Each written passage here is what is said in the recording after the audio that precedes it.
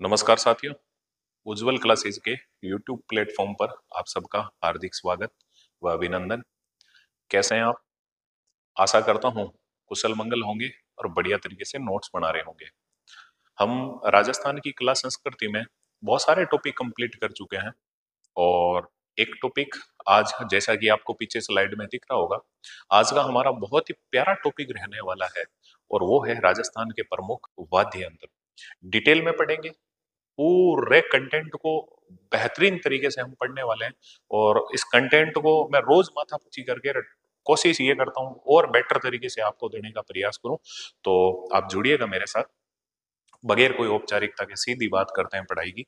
देखो, राजस्थान के प्रमुख वाद्य यंत्र, आप जानते हो वाद्य यंत्र चार प्रकार के होते हैं। तारों से स्वरों की उत्पत्ति हो वो कहलाते हैं तत्वाद्य यंत्र। जिनको फूंक दे के बजाए जाए वो कहलाते हैं सुशीर वाद्य यंत्र।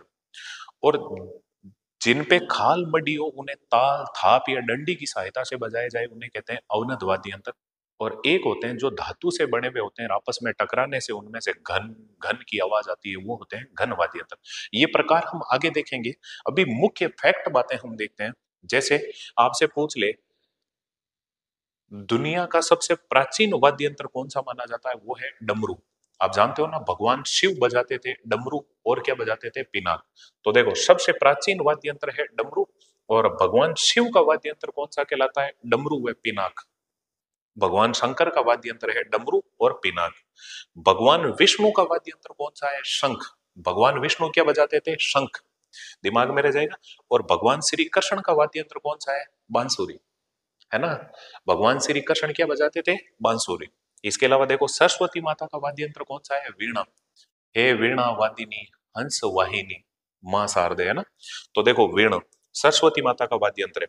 और नारायण भगवान का वाद्य यंत्र नारायण है। नारायण आप जानते हो ना, नारायण भगवान का जो वाद्य यंत्र होता है वो क्या होता है? इकतारा।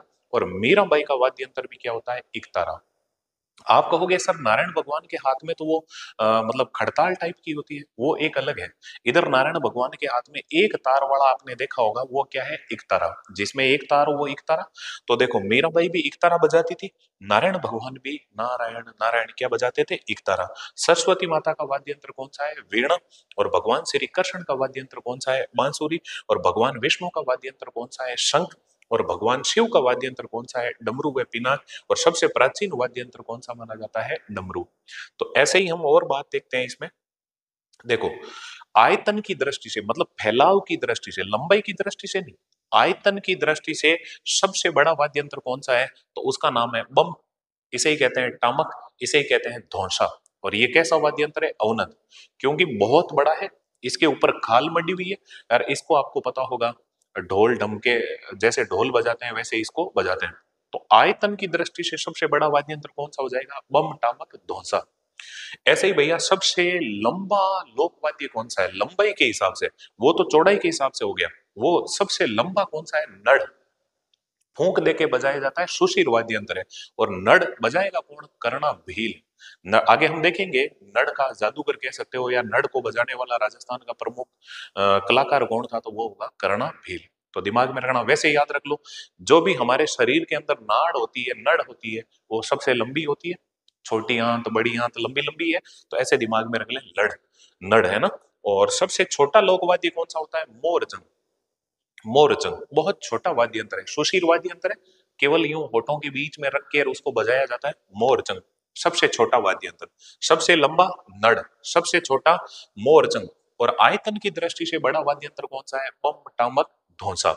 ऐसे ही बात करें, आदि वाद्य यंत्र कौन सा है? बहुत पुराना वाद्य यंत्र, वो कौन सा है? इकतारा। नारायण नारायण वो बजाते थे, वो इकतारा। इकतारा तत्वाद्य है, तार है इसलिए। और राज्य वाद्य यंत्र, हमारे राजस्थान का राज्य वाद्य यंत्र कौन सा है? वो है अलगोजा। आगे हम देखेंगे, पूरा एक एक को डिटेल में खोल खोल के देखेंगे। अभी केवल बात कर रहा हूं, दो बांसुरियां होती है और जोड़े में बजाई जाती है, उन्हें क्या कहते हैं? अलगोजा। ये कैसा वाद्य यंत्र है? सुशीर। दोनों बांसुरियों को मुंह में डाल के बजाते हैं, सुशीर वाद्य यंत्र। सर्वाधिक तालों तारों वाला वाद्य यंत्र कौन सा है? जिसमें सबसे ज्यादा तार होते हैं, वो है सारंगी। और सारंगी में तार कितने होते हैं? 27। सर्वाधिक तारों वाला वाद्य यंत्र कौन सा है? सारंगी। और सर्वश्रेष्ठ तत्वाद्य यंत्र भी कौन सा है? सारंगी। देखो भैया, तत्वाद्य यंत्रों में श्रेष्ठ वाद्य यंत्र है सारंगी। सुशीर वाद्य यंत्रों में, फूंक दे के बजाने वाले वाद्य यंत्रों में सर्वश्रेष्ठ वाद्य यंत्र कौन सा है? शहनाई। और सर्वश्रेष्ठ घन वाद्य यंत्र कौन सा है? मंजीरा। सर्वश्रेष्ठ घन वाद्य यंत्र मंजीरा, सर्वश्रेष्ठ सुशीर वाद्य यंत्र शहनाई, और सर्वश्रेष्ठ तत्व वाद्य यंत्र सारंगी, और सर्वश्रेष्ठ अवनद वाद्य यंत्र है मांदल या पखावज। देखो, चार प्रकार के वाद्य यंत्र होते हैं, इनमें श्रेष्ठ कौन से हैं? तत्व वाद्यों में सारंगी, सुशीर वाद्यों में शहनाई, घन वाद्यों में मंजीरा, और अवनद वाद्यों में मांदल या पखावज। ये सर्वश्रेष्ठ वाद्य यंत्र हो गए। सर्वाधिक तारों वाला वाद्य यंत्र सारंगी, 27 तार होते हैं भैया। राज्य वाद्य यंत्र, हमारे राजस्थान का राज्य वाद्य यंत्र कौन सा है? अलगोजा। आगे चित्र सहित प्रयास करेंगे, मैं बना बना के तुम्हें बता दूंगा। और आदि वाद्य यंत्र कौन सा होता है? एकतारा। और आप जानते हो कैसा वाद्य यंत्र है? तत्व वाद्य यंत्र। सबसे छोटा लोक वाद्य कौन सा है? मोरचंग। और सबसे लंबा लोक वाद्य कौन सा है? नड़। और भैया आयतन की दृष्टि से सबसे बड़ा वाद्य यंत्र कौन सा है? बम, टामक, धौंसा। मेरे हिसाब से दिमाग में रह जाएगा। इसके बाद में बात करते हैं प्रमुख वाद्य और प्रमुख वादक। जब वाद्य यंत्र एक एक वाद्य यंत्र पढ़ेंगे, खूब डिटेल में पढ़ेंगे, उस टाइम मैं ज्यादा बात करूंगा। अभी मैंने एक दो की कुछ बातें लिखी है ताकि तुम्हें याद हो सके। देखो भैया, पखावज का जादूगर कह दे तो वो कौन कहलाता है? पंडित पुरुषोत्तम दास। पंडित पुरुषोत्तम दास। और कौन है? भवानी शंकर कथक। वैसे कथक एक नृत्य भी होता है, आपको पता होगा। भवानी शंकर कथक। आपने श्रीनाथ जी का मंदिर देखा होगा, वो किस आकृति का है? हवेली नुमा। और उस हवेली नुमा मंदिर के अंदर बजने वाला संगीत कहलाता है हवेली संगीत। और हवेली संगीत में किस वाद्य यंत्र का प्रयोग करते हैं? वो कौन सा है? पखावज। और पखावज कैसा है? अवनद वाद्य यंत्र। तो पखावज का जादूगर कौन है? पंडित पुरुषोत्तम दास। दिमाग में रखना, पखावज, पंडित पुरुषोत्तम दास और भवानी शंकर कथक। अभी याद रह जाए, भवानी शंकर कथक तो ठीक है, नहीं तो पंडित पुरुषोत्तम दास। पे से पखावज और पे से पुरुषोत्तम दास। पुरुषों में है जो उत्तम दास, पुरुषोत्तम दास। प्रमुख नगड़ा वाद्य वो कौन है? रामा किशन सोलंकी। आपको पता है मंदिरों में होते हैं नगड़ा। और मंदिर में जब हम आरती करते हैं तो क्या बजाते हैं? नगड़ा। और उस टाइम हम क्या करते हैं? हरे रामा हरे कृष्णा हरे रामा हरे कृष्णा हरे रामा हरे कृष्णा। तो नगड़ा बजाएंगे तो हम क्या करेंगे? रामा हरे कृष्णा। तो रामा किशन सोलंकी। सोलंकी अपने आप ही याद रह जाएगा, रामा किशन।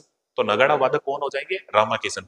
फिर देखो, नड़ को बजाने वाला कौन है? कर्णा भील। कर्णा भील। नड़ का प्रमुख वादक कौन है? कर्णा भील। इसके अलावा देखो भैया, सुरनाई, नॉट शहनाई बट सुरनाई, पेम्पे खां। प्रमुख सुरनाई वादक कौन है? पेम्पे खां। और शहनाई, शहनाई को कहते हैं सुंदरी, और इसी को कहते हैं नफीरी। शहनाई, सुंदरी और नफीरी। देखो सुनो, देखो ऐसे जो इस वीडियो को देखने वाले हैं, कितने फूट रहे कितने अच्छे अच्छे हैं, इनके अभी शहनाई नहीं बजी और बिल्कुल एकदम चांद बह रहे हैं, उनके शहनाई बज गई। तो ढंग से पढ़ो, तुम्हारे भी शहनाई बजे। तो देखो, प्रमुख शहनाई वादक कौन हो जाएगा? चांद मोहम्मद खां। चांद मोहम्मद खां। तो प्रमुख शहनाई वादक अपने राजस्थान में कौन हुए हैं? चांद मोहम्मद खां। ऐसे ही भैया, प्रमुख खड़ताल वादक सदीक खां और गाजी खां।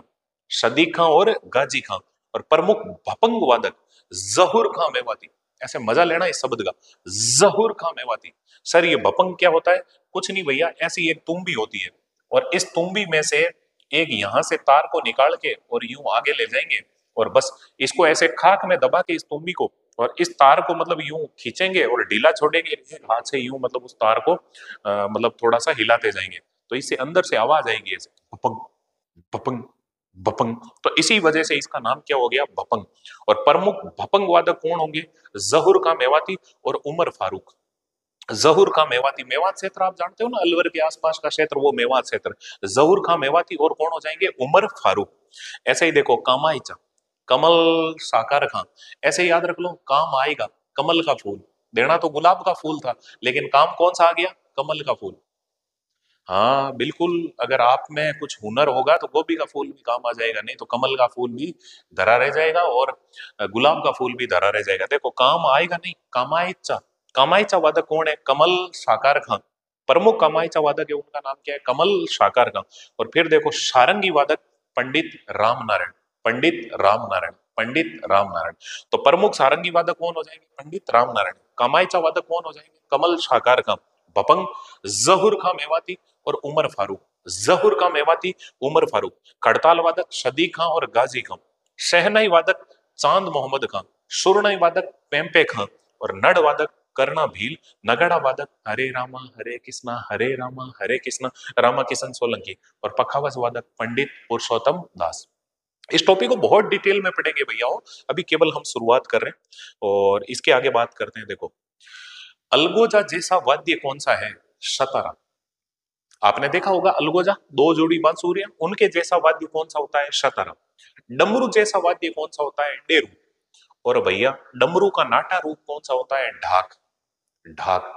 डमरू का नाटा रूप मतलब छोटा रूप, वो क्या होता है? ढाक। और डमरू जैसा वाद्य यंत्र कौन सा होता है? डेरू। ये प्रश्न पूछ लेते हैं, डमरू जैसा वाद्य यंत्र डेरू और डमरू का नाटा रूप ढाक। अब बात करते हैं पुंगी या बीन का आधुनिक रूप। जो गाना सुना होगा ना, बीन बजा तो आईजे जोगी, पुंगी बजा तो आईजे, तो पुंगी या बीन का आधुनिक रूप है वो है मुरला या मुरली। पुराने टाइम में चलता था क्या? पुंगी या बीन, और उसी का आधुनिक रूप बना दिया, उसका नाम क्या है? मुरला या मुरली। अष्टकोणीय घेरे वाला वाद्य, ये भी प्रश्न पूछे हुए एग्जाम में। 8 कोण के घेरे वाला जो वाद्य है उसका नाम क्या है? चंग। ऐसे ही भैया चंग का छोटा रूप जिसके किनारे पर लोहे की फ्रेम बनी हो वो क्या कहलाता है? डप या ढप। चंग का छोटा रूप जिसके किनारों पर आपको पता होगा क्या बनी हो? लोहे की फ्रेम, वो क्या कहलाता है? डप या ढप। सारंगी के समान वाद्य कामायचा। सारंगी के समान वाद्य कामायचा, और कामायचा जैसा वाद्य रबाज। रबाज रबाज रबाज। सारंगी जैसा वाद्य कामायचा और कामायचा जैसा वाद्य रबाज। और भैया वह वाद्य जो अवनद व घन दोनों श्रेणी में आता है वो वाद्य कौन सा है? खंजरी। वह वाद्य जो अवनद व घन दोनों श्रेणी में आता है वो कौन सा हो जाएगा? खंजरी। इनको एक एक को बाद में डिटेल में करेंगे, अभी तो मैंने फैक्ट दिया है, पहले सार दिया ताकि यहां से कोई क्वेश्चन आ जाए तो दिक्कत नहीं है। अब जैसे आपसे पूछ ले सारंगी जैसा वाद्य कौन सा है, तो आप आराम से बता सकते हो कामायचा। कामायचा जैसा वाद्य कौन सा है? रबाज। वह वाद्य जो अवनद और घन दोनों श्रेणी में आता है वो कौन सा है? खंजरी। चंग का छोटा रूप जिसके किनारे पे लोहे की फ्रेम हो वो क्या कहलाता है? डफ या ढफ। और अष्टकोणीय घेरे वाला वाद्य क्या कहलाता है? चंग। और पुंगी या बीन का आधुनिक रूप क्या कहलाता है? मुरला या मुरली। और डमरू का नाटा रूप क्या कहलाता है? ढाक। और डमरू जैसा वाद्य डेरू, और अलगोजा जैसा वाद्य सतारा। आप आराम से याद रख लोगे। अब बात करते हैं आगे की। भैया सुनो, संगीत की बात कर रहे हैं, वाद्य यंत्रों की बात कर रहे हैं, तो आपको पता होना चाहिए राजस्थान संगीत नाटक अकादमी स्थापना कब हुई? 1957 में। इसका मुख्यालय कहाँ है? जोधपुर में। और इसका लोगो क्या है? शोरिंदा। राजस्थान संगीत नाटक अकादमी का जो लोगो है वो क्या है? शोरिंदा। और राजस्थान संगीत नाटक अकादमी पत्रिका निकालती है, उसका नाम क्या है? रंग योग। रंग योग। तो राजस्थान संगीत नाटक अकादमी द्वारा निकाली जाने वाली पत्रिका का नाम क्या है? रंग योग। तो ऐसे ही संगीत से जुड़ी हुई संस्थान है। ऐसे ही बात कर लेते हैं लोक वाद्य संग्रहालय। एक ऐसा संग्रहालय बना हुआ है जहां पे पुराने पुराने लोक वाद्य यंत्र रखे हुए हैं। इसकी स्थापना हुई 1976-77 में, और ये इसका मुख्यालय कहाँ है? जोधपुर में। तो आपसे पूछ ले राजस्थान में लोक वाद्य संग्रहालय कहाँ है? जोधपुर में। स्थापना कब हुई? 1976-77 में। अब हम बात करते हैं भैया, देखो ये वाद्य यंत्रों के प्रकार। हमारे राजस्थान में जो भी वाद्य यंत्र हैं, आप जानते हो पूरी दुनिया में लगभग ये 4 प्रकार के वाद्य यंत्र होते हैं। तो देखो इनको याद कैसे रखोगे? तो मैं बात करता हूं, देखो वाद्य यंत्रों के प्रकार में सबसे पहले देखते हैं तत्वाद्य। अगर आपको छोटे दिख रहे हैं तो मैं आगे पेज ले लेता हूं, देखने का प्रयास करें। देखो भैया तत्वाद्य, इन तत्वाद्यों को याद कैसे करोगे? तत्वाद्य। और इन तत्वाद्य को अगर आपको याद करना है तो दिमाग में रखना एक शॉर्ट फॉर्मूला, और वो शॉर्ट फॉर्मूला क्या है? तो मैं बात करता हूं, देखो साईं जरा भूत सू दूर चीर।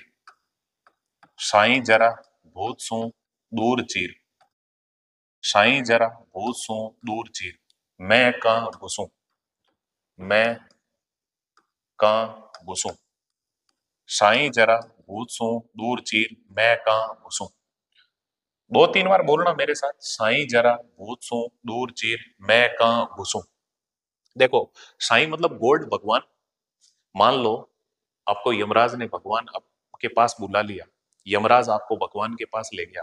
भगवान के पास तो आपको पता है भूत और प्रेत और कई रहते हैं। अब तुम्हें उन भूत से तुम्हें डर लग रहा है, और भगवान तुम्हें कह रहा है, साईं तुम्हें कह रहा है बेटा काकड़ी खाएगा, मतीरा खाएगा, मैं काकड़ी को चीरूं। तुम क्या कह रहे हो? साईं जरा भूत सो दूर चीर। अब चीरेंगे किससे? तार से। तो मतलब तत्वादी अंतर है साई जरा भूत सू दूर चीर मैं कहां घुसूं। अब देखने का प्रयास करें, सा से क्या है तो आप आराम से बता सकते हो सारंगी। सारंगी, तो अगर पूछ ले सारंगी कैसा वाद्य है तो आप बताओगे तत्वादी अंतर। ई से क्या है एक तारा, एक तार वाला, आप जानते हो एक तारा कैसा वाद्य अंतर है तो तत्वादी अंतर। जय से क्या है जंतर, आप जानते हो जंतर कैसा वाद्य अंतर है तो भैया तत्वादी अंतर। सो मंत्र एक जंतर, देवनारायण जी की फड़ किस वाद्य अंतर के साथ बांधी जाती है जंतर के साथ। रा से क्या है रावण हता, रावण हता, आप जानते हो पाबू जी की फड़ है नायक की आईडी जाति के भोपे किस वाद्य यंत्र के साथ बाजते हैं रावण हता। बे से क्या हो जाएगा बपंग, बपंग, बपंग जहूर खां मेवाती और उमर फारूक वाला। और ते से क्या हो जाएगा तो आप बता सकते हो ते से तंदूरा, चौतारो या वेणा, चार तार का है। ठीक है, तो आप देखें आराम से जो भी मैंने इधर लिखा देखो, साई मतलब सारंगी एक तरह है ना, साई जरा, जय से जंतर, रा से रावण, है ना, साई जरा भूत सो दूर चीर, बे से बपंग, ते से तंदूरा, सू से सुरिंदा, है ना, दूर चीर, दू से दुका को, रे से रबाज, ची से चिकारा, रे से रबाब, है ना, और का से कामाईचा, गु से गुजरी और सूर से सुरमंडल। ऐसा ही दिमाग में रखना, इधर मैंने लिख रखा है, बात कर लेते हैं। साई जरा भूत सो दूर चीर, सू से क्या हो जाएगा तो आप बता सकते हो सुरिंदा, सुरिंदा। दो से क्या हो जाएगा दुका को, दुका को। रे से क्या हो जाएगा रबाब, रबा ब या जय। ची से क्या हो जाएगा चिकरा, चिकरा। रे से क्या हो जाएगा रबाब, एक का बे कर लो एक का जय कर लो रबाब। मैं छोड़ दो, का से क्या हो जाएगा कामाईचा, कामाईचा। गु से क्या हो जाएगा गुजरी, सो से क्या हो जाएगा सुरमंडल, गुजरी और सुर मंडल, सुर मंडल। मेरे हिसाब से दिमाग में रह जाएगा। तो ये कुछ हमने तत्वादी अंतरों की बात की है। देखो वापस देखो, साई जरा भूत सू दूर चीर, साई जरा भूत सू दूर चीर मैं कहां घुसूं, साई जरा भूत सू दूर चीर मैं कहां घुसूं, साई जरा भूत सू दूर चीर मैं कहां घुसूं, साई जरा भूत सू दूर चीर मैं कहां घुसूं। सा से सारंगी, ए से इकतारा, ऐसे नाम लिखना आप। साई जरा, जय से जंतर, रा से रावण हता जरा, साई जरा भूत सो दूर चीर, बे से बपंग, ते से तंदूरा, तंदूरे को कहते हैं चौतारो वेणा। साई जरा भूत सू, सू से सुरमंडल, साई जरा भूत सू दूर चीर, दू से दुका को, रे से रबाब या रबाज। देखो साई जरा भूत सू दूर चीर, ची से चिकारा, रे से रबाब, साई जरा भूत सू दूर चीर मैं को छोड़ दो कहां घुसूं, का से कामाईचा, गु से गुजरी, सू से सुरमंडल। तो ये तत्ववादी यंत्र हो जाएंगे दो तीन बार, ऐसे मैंने शॉर्ट वीडियो भी डाल रखे हैं तो इनके थोड़ा सा देख सकते हो। अब देखो सुशीरवादी यंत्र को याद करना, वह वाद्य यंत्र जिनको फूंक देके बजाया जाए सुशीर वाद्य यंत्र। डिटेल आगे करेंगे, अभी तो मैं केवल शॉर्ट शॉर्ट बता रहा हूँ। ऐसे ही केवल ये तत्ववाद्य यंत्र है, ये फलाने वाद्य यंत्र है। कई बार ऐसा प्रश्न आ जाता है निम्न में से तत्ववाद्य यंत्र नहीं है, निम्न में से सुशीर वाद्य यंत्र नहीं है, निम्न में से अवनद वाद्य यंत्र नहीं है, निम्न में से घन वाद्य यंत्र नहीं है। तो अपने को थोड़ा सा एक बार आइडिया आ जाए, फिर एक एक को पूरा डिटेल में पढ़ेंगे हम। देखो सुशीर वाद्य यंत्रों में याद कैसे रखोगे तो उसका शॉर्ट फॉर्मूला है ए नातू बाबा बू ने पुस, ए नातू बाबा बू ने पुस। मामू मोसी सो सीख सी, मान लो एक कोई बूढ़े डोकरा है, उनका नाम है नातू बाबा, उनकी डोकरी भोजन करने आ रखी है कहीं ब्याह शादी में, डोकरी के डोकरे का आपस में बनती नहीं है, तुम धीरे से उस बाबा को कह रहे हो ए नातू बाबा बू ने पुस। दादी को कहते हैं ना डोकरी होती है उसे क्या कहते हैं बू, ए नातू बाबा बू ने पुस। तो नातू बाबा क्या कह रहे हैं तेरे मामा को कहते हैं, वो पुस देगा। और वापिस तुम क्या कह रहे हो मामू मोसी सो सीख सी, मामा को अभी पुस्कारी करना आता ही नहीं है, प्रोसन आता ही नहीं है, मामू मोसी सो सीख सी। तो देखो ए नातू बाबा बू ने पुस, मामू मोसी सो सीख सी।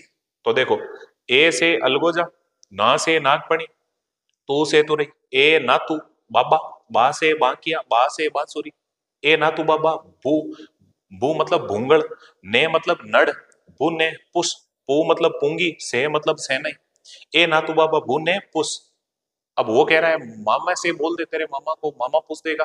तो तुम क्या कह रहे हो मामू मोसी सो सीख सी, मैं से मसक, मुरला, मोरचंद, सिंगा, सुरनाई, सिंगी और करना। तो ये कुछ वाद्य यंत्र है। एक कर्णा भील आपको पता होगा क्या बजाता था, नड़, और एक कर्णा खुद वाद्य यंत्र है।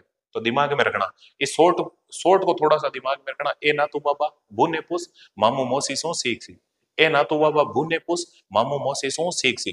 तो आप अभी कुछ मत करना, जैसे जैसे मैं बोल रहा हूं आप हाथ से लिखना ऐसे, ए नातू बाबा बुने पुस, ऐसे ऊपर से नीचे। फिर उनके कौन से वाद्य यंत्र है उनको देखने का प्रयास करें। फिर अवनद वाद्य है, कुछ नहीं है, खाल मडी हुई है तो अवनद है। जैसे चंग आप जानते हो अवनद है, बाबूजी के माठे मटके के ऊपर खाल मडी हुई होती है। मांदड़ आप जानते हो लंबी सी डोल की होती है। इसके अलावा डेरू आप समझ गए होंगे, डमरू जैसा होता है। मृदंग या पखवाज ये भी एक ढोलक होती है। फिर देखो नौबत आप जानते हो, बाजे छे नौबत बाजा मारा डीगी पुरी का राजा, आप जानते हो डीगी कल्याण जी के मंदिर में नौबत बजता है। ताशा आप जानते हो, ताजिया निकालते समय मुहर्रम के महीने में आपको पता है ताजिया निकालते हैं, ताजिया में क्या बजाते हैं, ताशा, गम में बजाया जाने वाला वाद्य। तो बहुत डिटेल में करेंगे, अभी अभी केवल नाम बता रहा हूँ। तो देखो बम टामक धोसा आयतन में सबसे बड़ा है, बम टामक धोसा। फिर देखो ढोलक, नगाड़ा और खंजरी, ये सब के सब कैसे वाद्य यंत्र है, अवनत। इनमें कोई ट्रिक लगाने की जरूरत नहीं, अपने आप ही याद रह जाता है कि इन पे खाल मडी हुई। और जिनमें आपको पता होगा मतलब धातु से बने हुए वो सारे के सारे घन वाद्य यंत्र, उनमें से कई देर तक घन घन आवाज आती है। तो देखो श्रीमंडल आगे पढ़ेंगे तो अपने आप चित्र सहित बताऊंगा तो अपने आप याद हो जाएगा। रमजोड़, मंजीरा, झांझ, झालर, थाली। आपको पता है ब्याह शादी में ढोल वाला होता है तो उसके पास में बैठा बैठा एक जना क्या बजाता है, थाली। हाँ, और जगह भी बजती है थाली। जब किसी के घर में टबर जन्मता है, छोरा जन्मता है, तो क्या बजाते हैं, थाली। यार, सर तो छोरी जन्मे तो कुछ नहीं, छाती बजाते हैं फिर, हे राम जी आकटू आएगी। खैर जो भी हो दिमाग में रखना। तो देखो श्रीमंडल, रमजोड़, मंजीरा, झांझ, झालर, थाली, खड़ताल, लेजिम और खंजरी। दो तीन बार इनको देखोगे तो याद हो जाएगा। पहले आपको याद रखने के लिए तत्व वाद्य यंत्र और सुशीर वाद्य यंत्रों पर थोड़ा सा जोर देना होगा, बाकी कोई दिक्कत नहीं है। ये तत्व रहे तुम्हारे सामने, ऐसे ही मैं बात कर देता हूँ, वापस देखने का प्रयास करें। अभी देख लेते हैं सुशीर वाद्य यंत्र। तो सुशीर वाद्य यंत्र को याद कैसे रखना है, सुशीर। अब सुशीर वाद्य यंत्र को याद रखने के लिए दो ट्रिक है याद रखना। एक तो देखो ए नातू बाबा, ए नातू बाबा, बू ने पुस, बू ने पुश, ऐसे लिख दो। पुछना मतलब समझ रहे हो ना, सर्व करना, कोई चीज देना। तो ए से अलगोजा, ना से नागपणी, तू से तुरी, बा से बांसुरी, बा से बांकिया, भे से भपंग, ने से नड़, पू से पूंगी, से नहीं। ए नातू बाबा बू ने पुस। फिर आगे का ट्रिक क्या याद रखना है, नातू बाबा क्या कह रहे हैं, मामू को बोल दे। और तुम कह रहे हो मामू मोसी सो सीख सी, मामू मोसी सो सीख सी, मामू मोसी सो सीख सी। तो इनको थोड़ा सा दिमाग में रखें। मैं से क्या हो जाएगा, देखो हम सुशीर वाद्य यंत्र पढ़ रहे हैं, यहाँ आराम से देख सकते हो। देखो ए नातू बाबा भू ने पुस। अब मामू मोसी सो सीख सी, मैं से मसक, मुंह से मुरला, मोह से मोरचंग, सी से सिंगा, सू से सुरनाई, सी से सिंगी और के से करना। तो ऐसे करके इन वाद्य यंत्रों को थोड़ा सा दो तीन बार आप देखें, एक बार इन नामों को थोड़ा इजी करें। देखो मैं एक साथ अगर ठूस दूंगा तो फिर याद नहीं होगा, इन नामों को थोड़ा थोड़ा याद करना। आज तुम्हारा एक ही काम है, तत्व वाद्य यंत्र कौन से हैं उनको ऐसे दो तीन बार लिखना हाथ से। साईं जरा भूत सू दूर चीर मैं कहां घुसूं, तो ऐसे लिख के और फिर उनके आगे आगे से क्या है, ई से क्या है, जे से क्या है, रे से क्या है, ऐसे करके उनके नाम नाम लिखो दो तीन बार। और फिर कल से हम इनको और डिटेल के अंदर पढ़ने वाले हैं, एक एक वाद्य यंत्र को कंप्लीट करेंगे, पूरी गहराई तक पढ़ेंगे और आपको खूब आनंद आएगा। और अभी तो मैंने केवल हल्की सी थोड़ी सी एक आज बात कही है, आप रखी आपके सामने, ताकि मतलब आप इससे जुड़ सकें, कंटिन्यू बन सकें। और अभी थोड़ा सा मतलब मैं एक दो दिन थोड़ा सा मतलब कोई काम की वजह से मैं आपके वीडियो अपलोड नहीं कर पाया, आप भरोसा रखें मैं बेटर से बेटर तरीके से मतलब आपको कंटेंट देने का प्रयास करूंगा और मैं नियमित रूप से वीडियो डालूंगा। एक दो दिन और मेरे थोड़ा सा काम है, तो हो सकता है कोई मैं वीडियो नहीं डाल पाऊँ, तो उसके लिए मैं क्षमा प्रार्थी हूँ। लेकिन आप भरोसा रखें, मैं जल्द ही मतलब आपके लिए और मतलब सब्जेक्ट भी स्टार्ट कर दूंगा। और लगभग हम कला संस्कृति को पूर्ण पढ़ चुके हैं, दो तीन टॉपिक जो भी हैं उनको भी हम कंप्लीट कर लेंगे। ओके साथियों, आपने मुझे और इन वाद्य यंत्रों को इतना झेला, इसके लिए बहुत बहुत धन्यवाद, शुक्रिया। मुखातिब होंगे कल। Thank you.